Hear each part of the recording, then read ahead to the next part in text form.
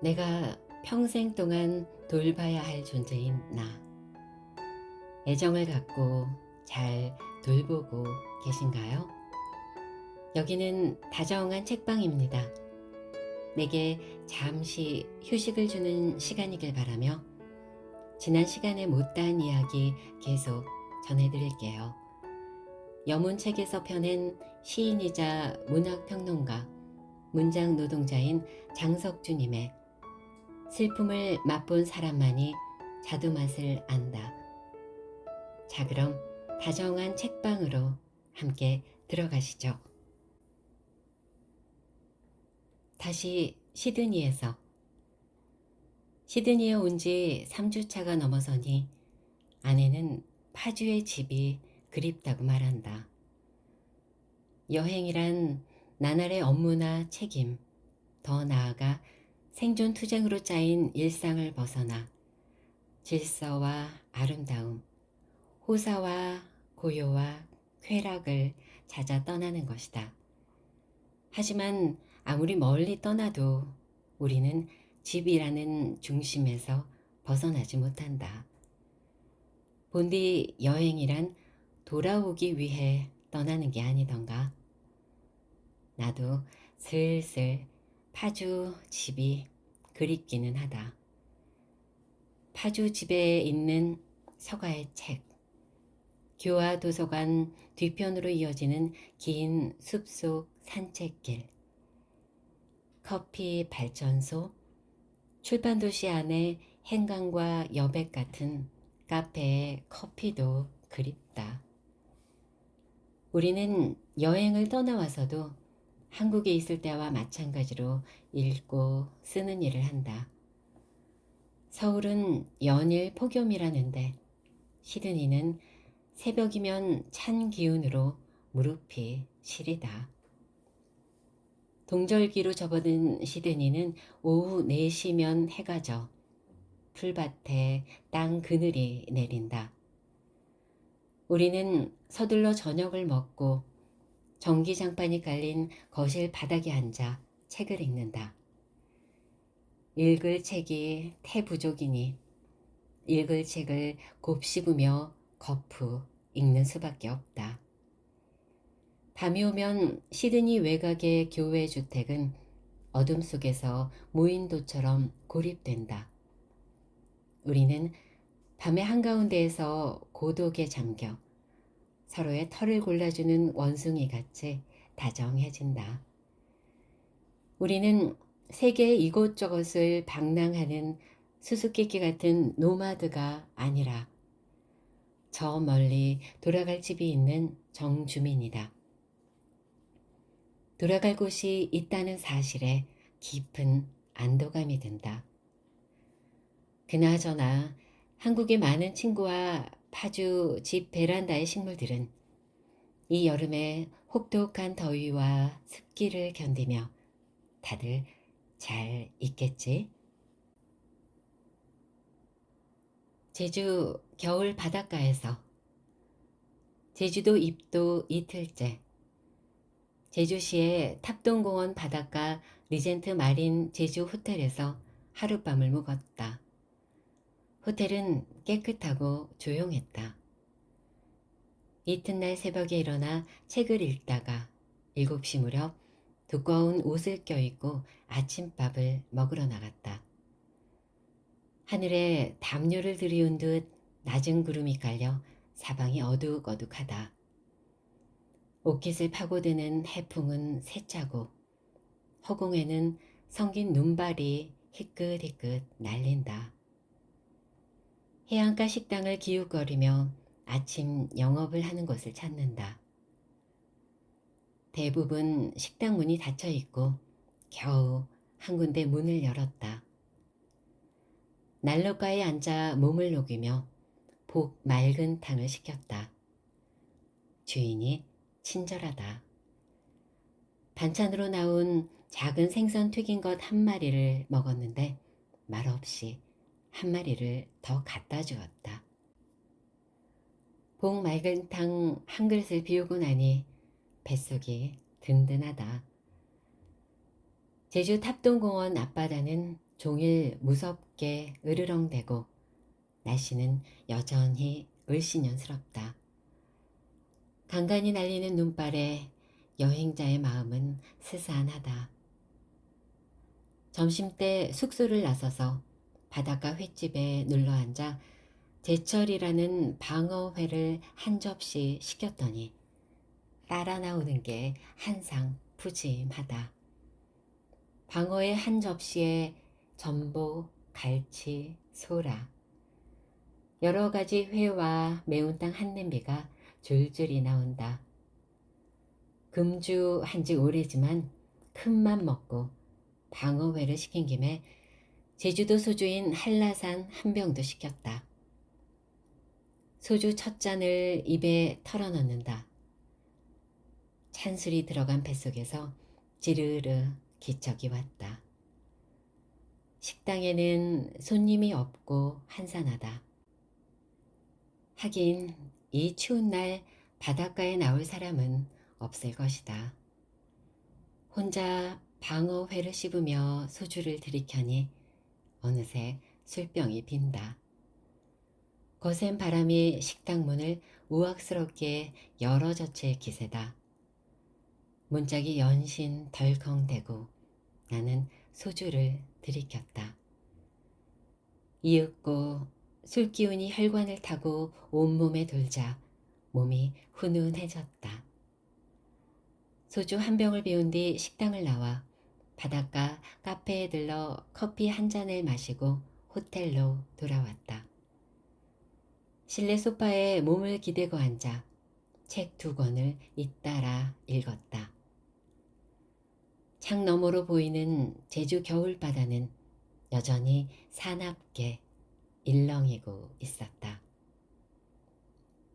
호텔 소파에서 이자벨 랭보의 마지막 날을 읽었는데 한 인간이 겪는 불행이 마음을 찔러 아프게 한다.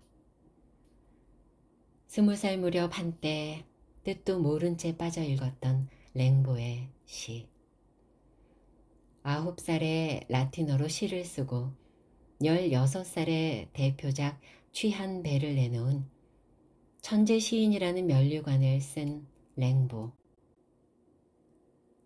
폴 베를렌과 단짝을 이뤄 시인들의 카페 모임을 휘젓고 다니다가 19살에 첫 시집 지옥에서 보낸 한철을 펴내고 21살 때 마지막 작품 일루미나시옹 원고를 베를렌에게 맡긴 뒤 문학을 등지고 북아프리카와 중동 지방을 떠돌며 더는 아무것도 쓰지 않은 채 노동자, 용병, 무기 밀매상으로 생을 소비했다.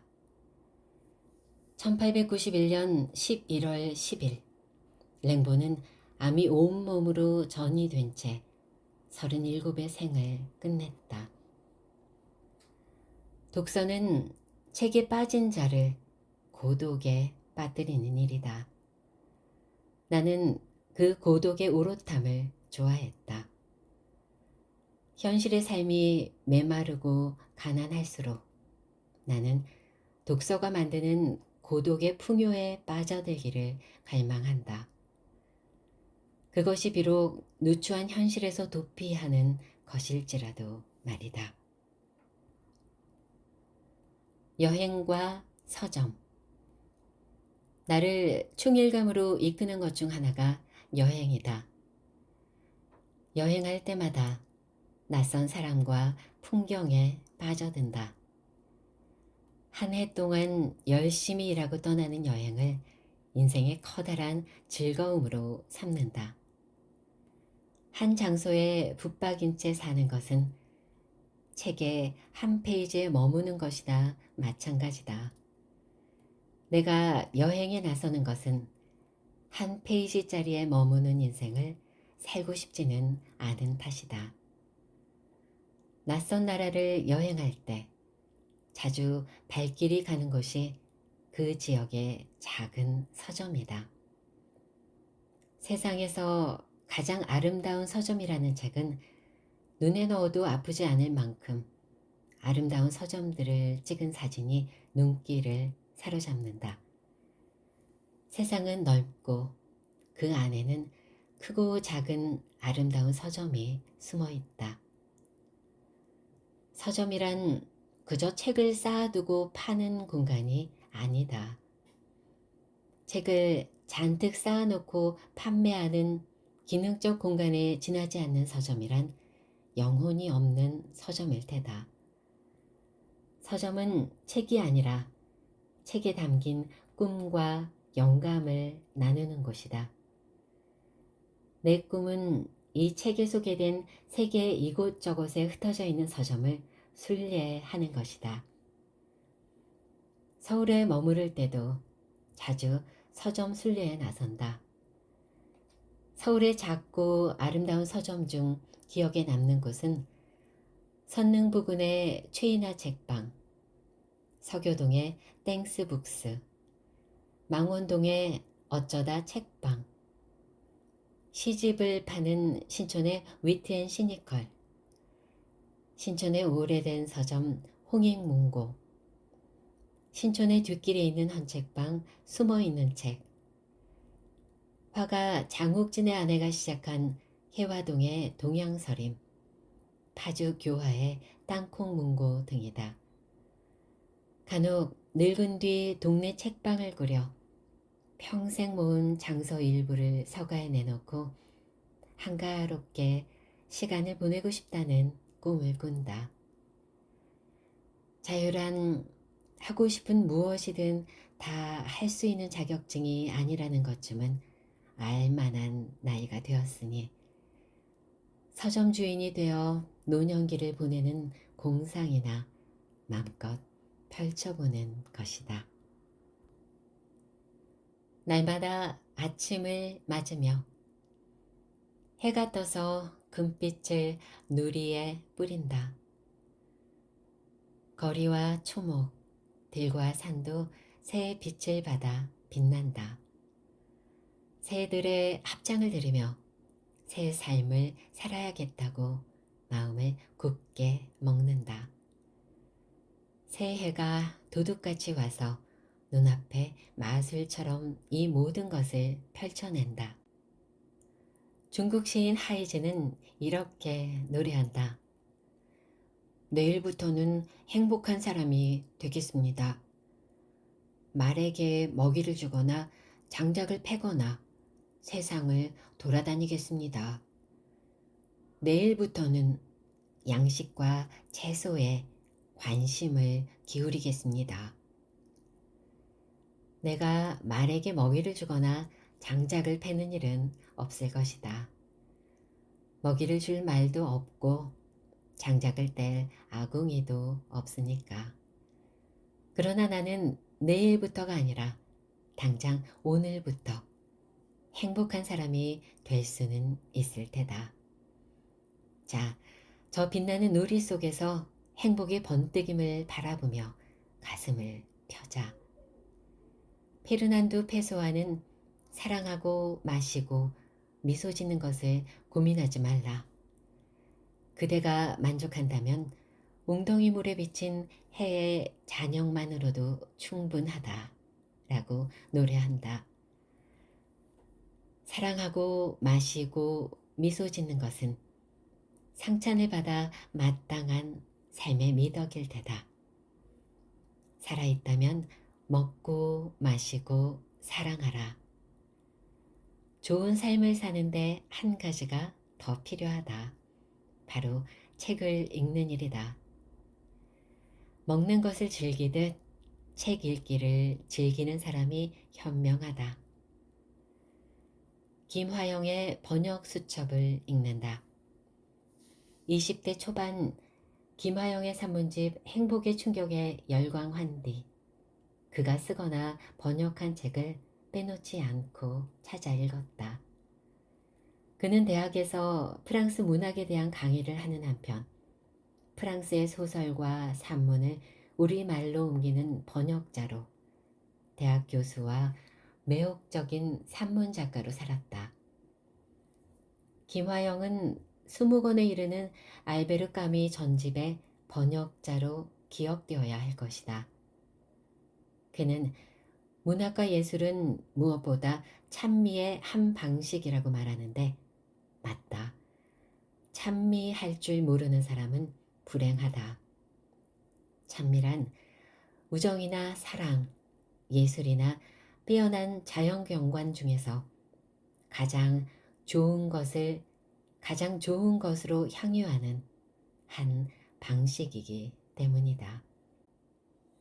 그는 찬미의 마음이 우러나올 만큼 매혹적인 작가들에 빠져 번역의 길로 나선다. 우다 도모코의 오키나와에서 헌책방을 열었습니다는 오키나와에서 홀로 손바닥만한 헌책방을 연 여자의 고백이다. 오키나와의 여름은 저녁 7시가 넘어도 대낮처럼 환하다. 한겨울에도 기온이 평균 17도를 유지하니 추위로 몸을 움츠릴 일이 없다.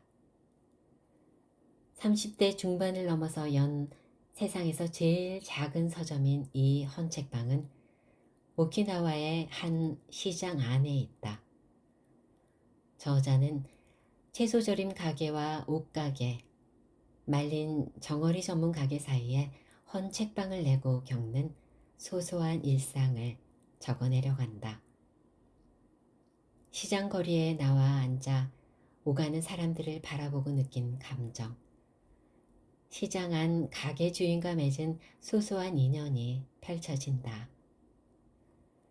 매우 열정적인 독자라도 세상에 존재하는 모든 책의 극히 일부밖엔 읽지 못한다. 즐길 수 없는 책을 무리해서 읽기보다 먼저 가능한 한 넓은 시야로 전체를 내다보고 정말로 읽고 싶은 책을 선택하면 그만이다. 이 책을 읽으면서 기분 좋은 활기와 여유로움이 넘친다는 오키나와를 꼭 여행하고 싶다는 갈망이 생겼다. 아울러 제주도에 내려가 한적한 곳에서 헌책방이나 해볼까 하는 생각을 슬며시 해보는 것이다. 쓰레기 분리수거 하는 날. 새해 들어서며 매서운 추위가 몰아친다. 오늘 아침 파주는 영하 19도로 떨어졌다. 연일 계속되는 한파에 몸과 마음이 함께 움츠러든다. 한파가 휩쓰는 내내 실내 거주자로 살며 읽지 못한 책을 쌓아두고 그것을 뒤적이며 지낸다. 한파라고 해도 쓰레기 분리수거하는 날을 건너뛰는 법은 없다. 매주 화요일은 우리가 사는 공동주택의 쓰레기를 분리수거하는 날이다. 공터에 각 세대가 내놓은 재활용 쓰레기가 쌓여 작은 동산을 이룬다. 그것을 보며 우리 실존이 얼마나 많은 소비와 버리기에 기대고 있는지를, 소비와 폐기의 순환 속에서 이루어지는지를 새삼 소스라치며 깨닫는다. 우리의 필요와 욕망에서 배제된 물건이 쓰레기로 버려진다. 타자와의 관계에서도 용도가 다하면 사람 역시 분리와 제거의 대상으로 전락한다. 난민 수용소에 임시 거주를 하는 사람, 직장에서 정리해고되는 사람, SNS에 관계 맺기에서 차단당하는 사람, 거리의 노숙자, 이들은 잠재적 폐기물이다. 어쨌든 물질로 이루어진 존재인 인간은 살기 위해 어떤 방식으로든지 소진당한다. 쓰레기 분리수거 날, 우리는 일주일치의 쓰레기를 모았다가 버리면서 삶의 영역과 폐기되는 것의 영역을 애써 구분한다. 쓰레기를 내다 버리는 일은 일종의 자기 환경에 대한 정화 의례다. 문명화가 진행될수록 지구 위에 더 많은 장소에 쓰레기가 쌓인다. 산과 바다, 해안가, 거리, 공원, 주택지 등 인간의 발길이 미치는 어느 곳에서나 쓰레기를 쉽게 찾아볼 수 있다. 이 지구에서 쓰레기 없는 장소를 찾기는 거의 불가능한 것으로 보인다. 지구 곳곳이 쓰레기 매립장으로 변해가고 쓰레기 더미는 대기와 토양과 물을 오염시키며 자연 생태계를 파괴한다. 우리가 버리는 것이 다시 우리에게로 돌아와 복수한다. 문명이 진보한데 지금 여기와 무관하게 쓰레기를 처리할 수 있는 저편을 만들 수는 없다. 쓰레기를 분리수거할 때마다 내 영혼이 암담한 것은 그것이 신비한 저편이 아니라 태평양이나 하수처리장으로 향하지만 돌고 돌아서 다시 우리의 시공간으로 돌아온다는 점 때문이다. 토지, 민족의 대서사시. 토지는 박경리가 43살인 1969년 9월 처음 현대문학에 선을 보인 뒤로 문학사상, 정경문화, 문화일보를 거쳐 25년 만인 1994년 8월에 200자 원고지 3만 1200매 분량으로 마침표를 찍는다. 박경리는 1960년대 어느 가을 벼 이삭이 무르익은 늦가을 악양 들판을 지나다가 어린 시절 외할머니에게 들은 얘기를 떠올리며 토지를 처음 구상했다. 토지는 한 만석군 대지주의 가족사를 중심으로 19세기 말에 시작해 해방 공간까지 끌어안는다. 대지주 최참반댁과 그 일가, 즉 최참반댁 마지막 당주인 병약한 최치수를 포함해서 서희, 그리고 서희가 신분이 한참 낮은 길상과 혼인하여 낳은 아들까지 3대에 걸쳐 펼쳐지는 대서사시다. 박경리는 1927년 10월 28일 경상남도 통영에서 태어났다. 본명은 박금이지만 평생을 필명인 박경리로 살았다.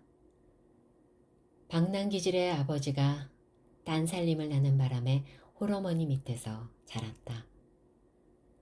학비를 얻으러 아버지를 찾았다가 따귀를 맞고 돌아온 뒤 다시는 아버지를 찾지 않았다. 박경리는 진주여고를 졸업하던 20살에 인천 전매국에 다니던 김행도를 만나 결혼한다. 1949년 서울 흑석동에서 신접살림을 차리고 아들과 딸을 두었다. 이듬해 한국전쟁이 나자 황해도 연안여자중학교에 교사로 발령받은 남편은 부역 혐의로 서대문 구치소에 투옥되었다. 남편은 끝내 살아 돌아오지 못하고 어린 아들마저 병으로 잃는다. 박경리는 어린 딸을 안고 통영으로 내려와 생계의 한 방편으로 수혜점을 낸다.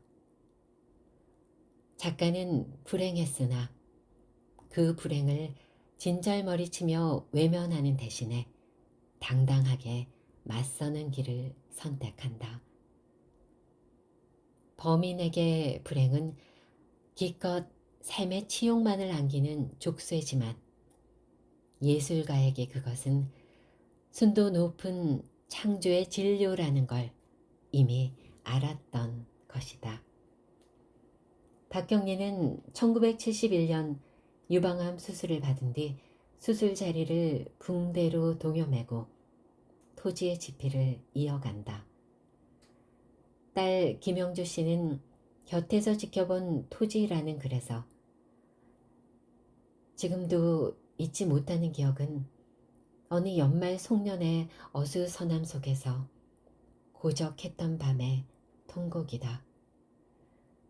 마음 바닥으로부터 치밀어 오르는 마치 창자가 끊어질 듯 가슴이 터져버릴 듯 통곡하시던 그 음산한 밤을 나는 잊지 못한다 라고 쓰고 있다.